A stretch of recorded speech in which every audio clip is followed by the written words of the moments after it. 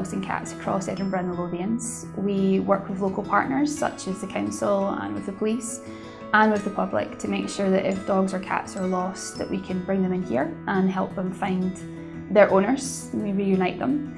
But a lot of the time we also help people who perhaps can't look after their animals anymore, so we'll take them in and give them the best care, lots of love and attention, and we'll find them the new family, the new loving home that they deserve. I'm Howard Bridges, I'm Chief Executive at Edinburgh Dog and Cat Home. Have been for the last 12 months. The home is the longest established animal welfare organisation in Edinburgh, and we've been on this in this location since 1957. We have a large responsibility for dogs and cats within the Edinburgh and Lothian area, and we have a rather large organisation in respect of the operation that actually conducts the care and the welfare of the animals. So it's a very busy operation. We're open 6 days a week, but we're actually running the operation 7 days. And it's a hustle bustle. There's lots of things happening all the time. There's dogs and cats coming in and out for the private boarding that we do. So dogs and cats come here for their holidays. And the team are constantly working with dogs and cats that are really, they've had a hard time. They've had a hard journey before they've come here.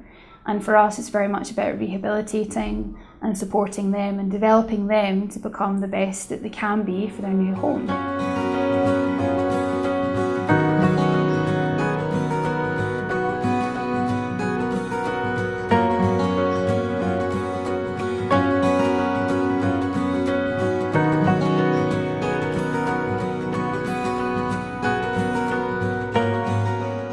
We have quite a number of very dedicated members of staff, but we also rely very heavily on volunteers. We welcome anyone who can dedicate some time to the home to come in and look after the dogs in all sorts of different roles, whether that be directly with walking dogs or socialising with cats, or actually helping out in whether it be in the office or with fundraising or whatever it is. But certainly volunteers are a very, very important part of the organisation and a very important part of the future of the organisation as well.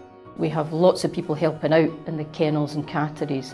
What we would like is more people that may want to get involved with the gardening and maintenance side and upkeep of the home. We have 3 large paddocks that require grass cutting and weeding, and we're going to start revamping these paddocks so that they're more dog friendly, and ideally we could do with people coming on board to help with that side of things. We're hoping to grow the volunteer team. We've got some fantastic volunteers here who give an enormous amount of their time and who really are as passionate as the staff about what we do here. But we're always looking for new volunteers to get involved, not just in the operations of the animals, but at events and also in our shop as well, because that's ways of supporting the work that we do.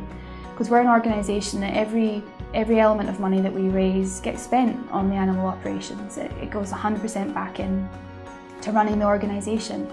And that's a really important thing, that we are local, but we also do ensure that the resources we're using are dedicated to the work that we do.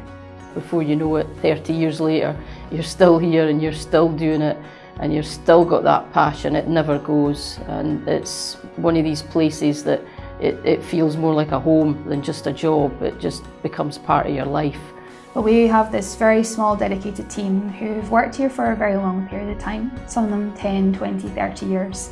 And the amount of energy and input they really demonstrate every day in their work, the passion and the energy, is really something that moves me every day that I see it, and it's something that I'm very proud of being part of, seeing them.